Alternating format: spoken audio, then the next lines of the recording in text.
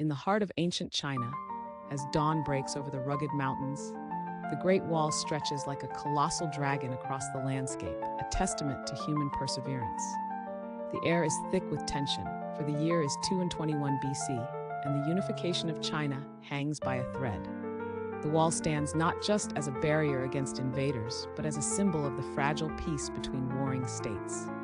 Enter Qin Shi Huang, the formidable first emperor, whose vision for a unified China drives him to expand the wall. But lurking in the shadows are rival lords, plotting rebellion, their eyes set on the throne. The emperor's ambition ignites a fierce conflict, as loyalty and betrayal dance hand in hand in the court's secret chambers.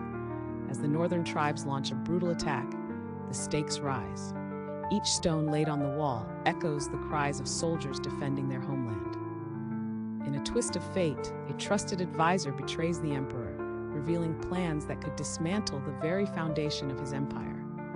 The wall, once a symbol of strength, now becomes a harbinger of doom. In the end, the Great Wall stands tall but stained with the blood of betrayal.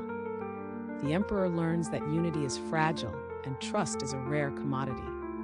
As the dust settles, history whispers a lesson that the greatest battles are often fought within, and the walls we build can both protect and imprison us.